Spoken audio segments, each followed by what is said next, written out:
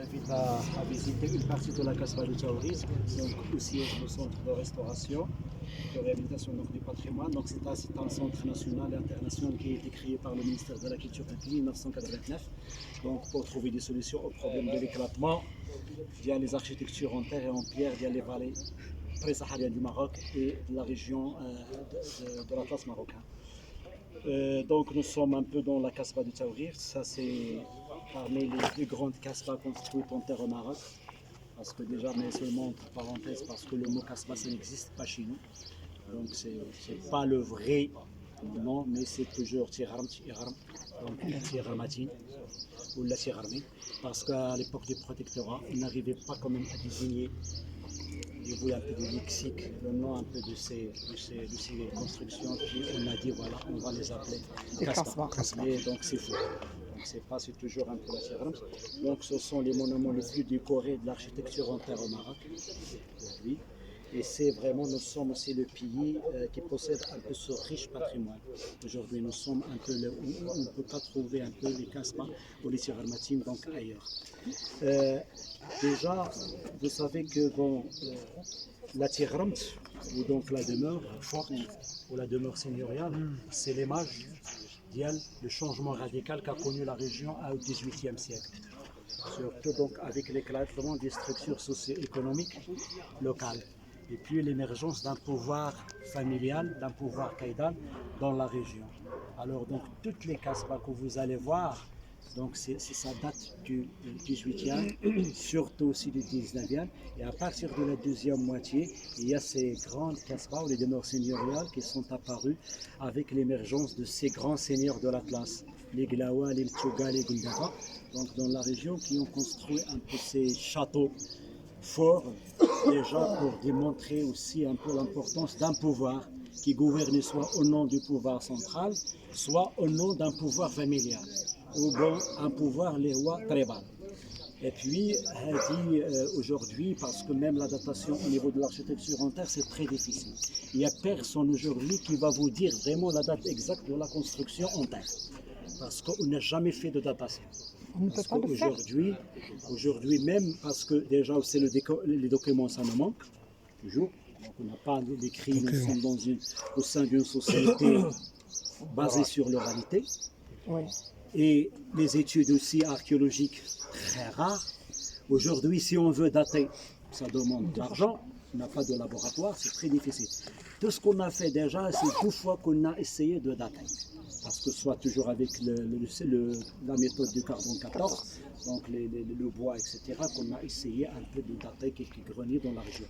Mais aujourd'hui, on n'arrive vraiment pas à suivre ni la date de construction un peu de soit d'Ixour, soit des casbahs. Aujourd'hui, donc, on a vraiment un vide flagrant au niveau aussi des études aujourd'hui. Alors, on essaie un peu de procéder à des études comparatives, soit donc sur la tradition orale, se basant sur l'anthropologie, sur les traditions, sur la culture quelquefois. Et puis, bon, selon les dires, la Casbah de Taouriz, donc Taouriz c'est la colline, donc on Tamazirt, parce qu'elle a été construite sur donc, une colline pour se protéger déjà un peu des crues de l'ouest et pour être protégée naturellement. Taouriz daterait, selon un peu les dires, remonterait au XVIIe siècle. Là, on a essayé un peu de suivre l'histoire, parce que, je ne sais pas si vous connaissez la Ouda. La Ouda, c'est la mère du sultan Ahmad Mansour Lodori. Donc, elle est originaire de ça. Donc, elle est née là, au XVIe siècle, et puis parce que son père était un Amzouar. L'Amzouar, c'est l'équivalent du Kay, c'est-à-dire celui qui est devant. Donc, Tamazirt, c'est donc l'Amzouar, ce qui est devant. Donc, son père était caïd dans la région ici à Taour, au nom de la grande confédération des Échouazguides. La confédération des Échouazguides est Tihadia, donc composée de plusieurs tribus, au le centre de Taznacht. Donc, Taznacht, le Sirois, vous avez beaucoup de تعرفوا له طابي. وقت غادي ندخلوا. هي ما كديتوش القضيه. خليها يكمل.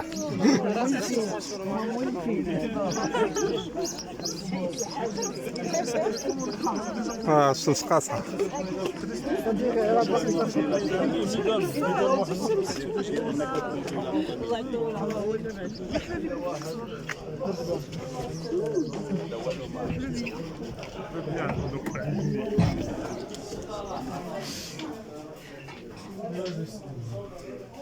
الشعب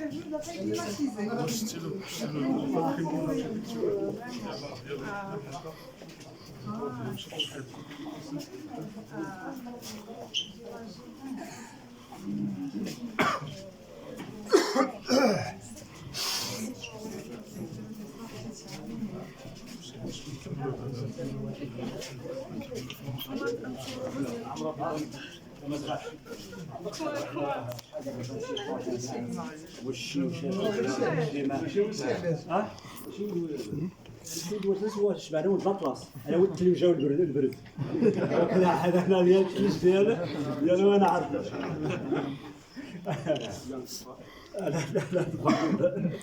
alors donc donc ولكن donc jusqu'aujourd'hui on n'a jamais trouvé de traces ديال le 17e siècle donc ولكن هادشي اللي كتشوفوا aujourd'hui هاد la dimension grandiose ديال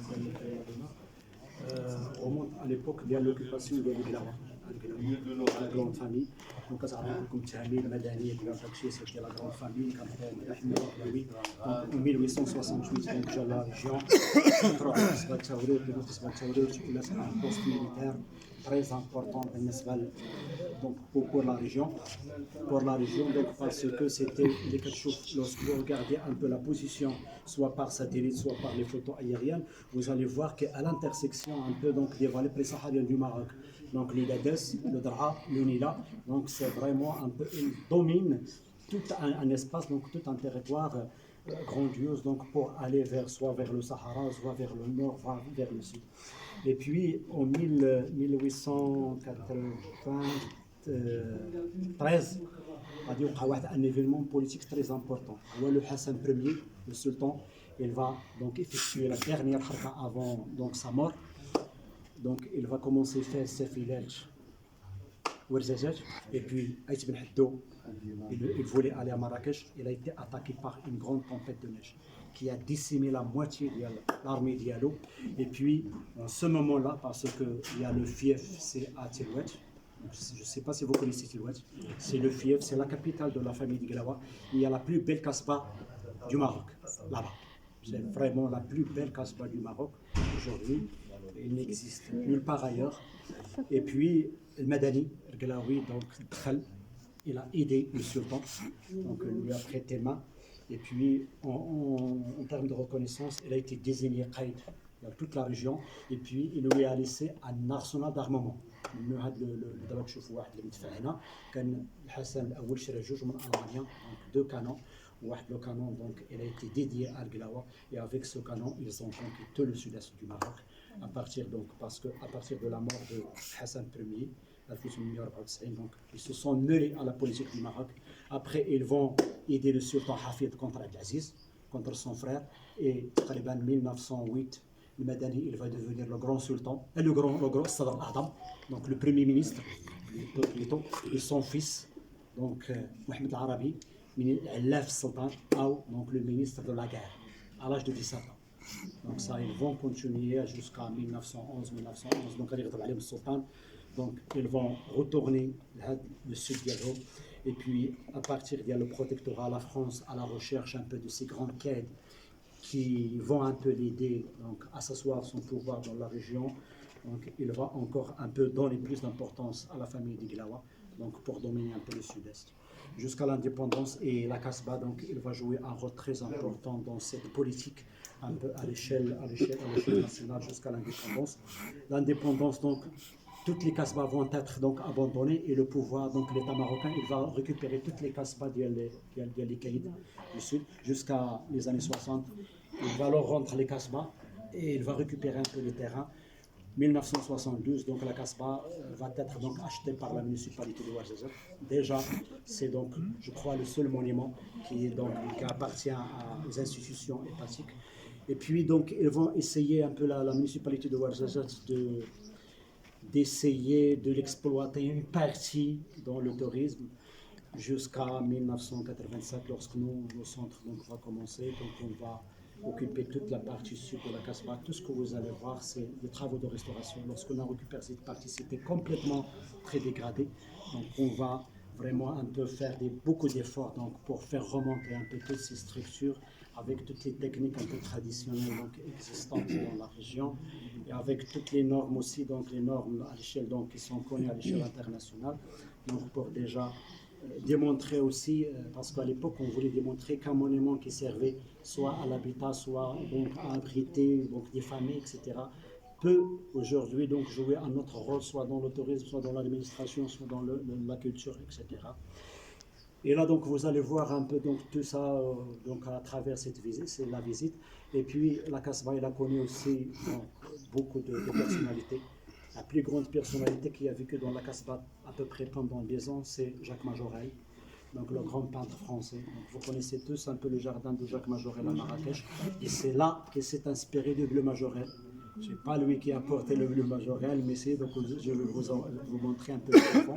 Là où il dormait à un certain moment, donc il était le grand l'ami un peu de Chamil Glaoui, et puis donc il nous a laissé des chefs-d'œuvre sur l'architecture. Bon, c'était dans une vision un peu de l'orientalisme, donc à la recherche de la tribu, comme c'était aussi dans les études françaises de l'époque, avec Michaud Belair, avec Robert Montagne, donc avec tous les, soit dans la peinture, soit dans l'anthropologie, soit dans la culture en général. Et puis donc il y a beaucoup de visites, de visiteurs qui, bon, il y a aussi Mohamed V, donc qui est venu même à l'époque aussi des protectorats dans la région, donc il a été reçu dans la Casbah et même aussi dans la Casbah de Tawat. Et puis aujourd'hui, donc ça c'est un modèle parce que donc il figurait aussi sur le billet de Sekondera, donc le billet de Sekondormaya, il y avait deux Casbah. Donc la première c'était Amir Dirkou, donc vous allez visiter tout à l'heure, donc c'est un patrimoine national depuis 2018, et puis la Casbah de Taourir, donc la tour qu'on va voir, qui figurait sur le billet de Sekondera. Il faut aussi rajouter que la Casbah a été classée patrimoine national depuis 1954. Ça, c'est-à-dire donc, parce que nous n'avons pas beaucoup de Casbah qui sont classés, ça c'est une autre affaire, ça c'est une autre question très délicate au niveau un peu de la gestion du patrimoine du Maroc. Donc nous avons un peu de Casbah qui sont classés, peu de sortes qui sont classés, donc peu de chroniques qui sont classées. Là, vous êtes sur la ruelle principale parce que donc la Casbah, tout ce que vous avez vu, ça n'existait pas avant, c'était fermé, c'était donc là, le grand portail. Ça a été donc ouvert à les années 60, donc c'était pas l'original. Puis donc la porte là du centre, c'est la porte principale de la Casbah. Parce que toujours la Casbah, il y a donc un fait très important, c'est toujours elle est aveugle. Toujours c'est un espace qui est fermé. Donc c'est vraiment un peu, il n'y a pas de fenêtre. C'est à partir du XXe siècle que la Casbah donc s'est ouvert un peu au monde, et là ils ont essayé de réaliser un peu des fenêtres que vous allez voir, mais à l'époque c'était complètement donc fermé. Et au niveau donc des Casbah, on a beaucoup de typologies. On a un peu des Casbah qui sont simples, avec donc un plan carré 4 tours aux angles, que vous allez un peu voir éparpillé donc dans toute la région. Forme carrée, forme rectangulaire, avec des pieds de lumière, avec des couloirs donc, qui divisent la Casbah en deux parties. Il y a également donc un peu ces Casbah de commandement, le groupement aussi de Casbah, donc il y a toute une multitude un peu de typologies dans la région. Donc comme j'ai dit, donc, nous sommes un peu les seuls pays au monde un peu qui possèdent ce patrimoine. C'est le patrimoine donc, le plus donc, décoré. Donc au niveau un peu national, même à l'échelle internationale, avec un décor aussi abstrait, donc toujours avec les formes géométriques, le carré, le losange, le cercle, etc., avec aussi des dessins donc, qui renvoient au végétal, donc aux animaux, etc.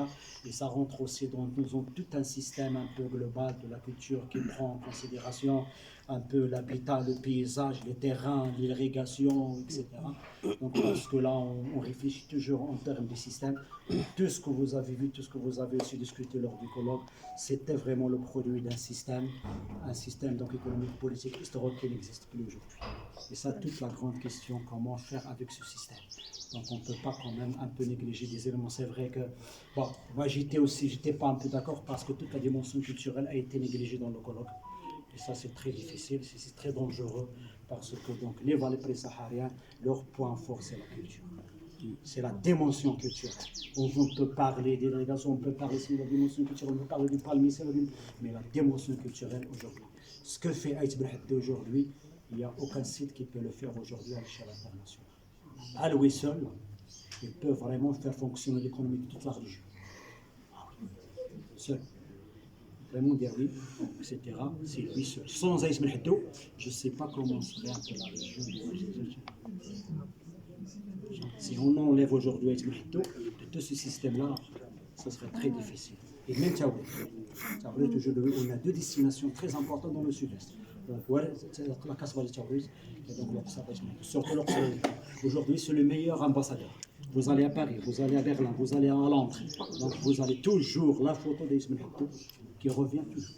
Donc, soit vous allez voir dans les affiches touristiques, etc. Cinématographique. Aujourd'hui, c'est le cinéma. Vous savez, c'est pas n'importe quel film, c'est pas n'importe quel réalisateur, c'est pas n'importe quelle personnalité un peu qui visite un peu. C'est des grands films qui ont eu un peu des Oscars, etc. Donc, Kik de Mofiven, Gladiateur, Prince of Persia, même les séries Omar, Khalifa Tchani. Toutes les séries, les films, les documentaires, les publicités, on dit aujourd'hui, c'est Aïs Melhaddo. Toujours la photo d'Aïs Melhaddo, elle est présente aujourd'hui à l'échelle nationale et internationale.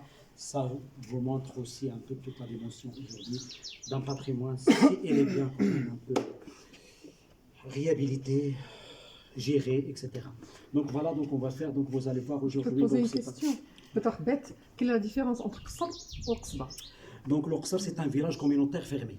Donc ça, c'est un village donc qui peut faire 1 jusqu'à 10 hectares, composé, donc il est fermé, avec une tour, avec une muraille, avec une tour, avec une seule entrée, et quelquefois on peut trouver 4 entrées, selon l'importance un peu du village communautaire. Et puis il est composé de 2 espaces différents mais complémentaires, un espace privé, un espace public. Donc toujours à l'entrée, on retrouve donc l'espace public avec la mosquée, le caravansérail, la place publique, les hammams, les boutiques, etc. Et puis de la place, il y a toujours une ruelle principale donc, qui divise l'Oqsar, donc vous allez voir à travers les photos, qui divise donc l'Oqsar en 2 parties, donc quelquefois donc des parties égales qui sont, quelquefois donc des parties qui sont un peu différentes, avec donc le ruelle secondaire avec des impasses également. Donc ça c'est donc toujours donc ça c'est un groupement, c'est un établissement, c'est un groupement. Alors la Kasbah c'est une construction monofamiliale. Voilà, c'est si vous voulez en français si je peux le dire donc un châtelet fort mais Voilà, quand même. Donc, mais ça c'est une familiale. Là c'est un groupement dans l'Oqsar donc il y a beaucoup ce qu'on appelle la tribu du village. Donc beaucoup d'ethnies donc il y a dans les Arabes, les Amazirs, les Juifs, les descendants d'esclaves, les Harar, c'est vraiment une multitude, un kaléidoscope un peu donc d'ethnies qui vivaient à l'époque dans le village, donc géré d'une manière collective. Alors après, comme j'ai dit, au XVIIIe siècle, il y a un peu donc cet éclatement un peu de cette structure donc orsolienne, et puis l'apparition un peu donc de ces châtelets, de ces cahiers, de ces familles. Donc si vous voulez aussi la Kasbah, il y a Moutaaliya, il est dominant, il est imposant. Là, en termes politiques, Sultawiya. Donc aujourd'hui, c'est Sultawiya. Alors c'est ça la différence un peu donc entre un peu les deux. Donc ça c'était un couloir même à l'intérieur, donc il y avait la seule entrée, c'est par là. Et puis donc ça c'est le couloir intérieur. Vous allez voir un peu le couloir Hada ou la rue Hadi. Donc à l'époque il séparait des espaces. Un espace si vous voulez entre guillemets sacré, donc destiné au caïd, à sa famille, donc ses enfants, etc., etc. Et puis donc les espaces profanes, donc soit les cuisines, les étables, les dépôts un peu de la paille, etc. Alors aujourd'hui, donc on a réhabilité tout ça. Donc maintenant, donc on a l'administration, on a donc des bureaux de travail, donc des espaces pour recevoir les étudiants un peu qui font leur stage, qui font leur doctorat, qui font un peu des masters, puis des stages aussi de formation sur les techniques traditionnelles avec un laboratoire aujourd'hui. Donc pour déjà initier les gens pour essayer de perpétuer toute la technique traditionnelle, parce qu'on a dans la région il y a 2 techniques, vous allez voir, il y a la technique du pisé, là vous allez on essaie un peu donc de pilonner la terre entre des branches en bois. Généralement donc c'est 1 mètre de long, 1 mètre d'épaisseur, on a quelquefois 2 mètres d'épaisseur, et ça se voit aussi parce que ça c'est un matériau aussi thermique, un régulateur de la température à l'intérieur. Si même on était, il fait 45, ici il fait 25 à peu près, même un peu plus de la moitié. Et puis il y a la deuxième technique, c'est la technique de l'adobe, où il y a les briques crues, donc séchées au soleil. Et là, donc on essaie toujours un peu donc la partie inférieure, donc le rez-de-chaussée, le premier et le deuxième, à un certain niveau. Donc on cesse d'utiliser la technique du pisé, parce que donc il faut alléger aussi la portée de la structure, puis on procède à la continuité à travers un peu les briques en terre, et puis toute la décoration que vous allez voir sur les parties supérieures, donc elle est réalisée à travers un peu ces briques. Donc soit toujours un peu horizontal, vertical, déclenchement, donc retrait, etc. Alors on arrive donc à réaliser tous ces types un peu donc de décors. Et puis donc voilà, on va voir, donc, voilà,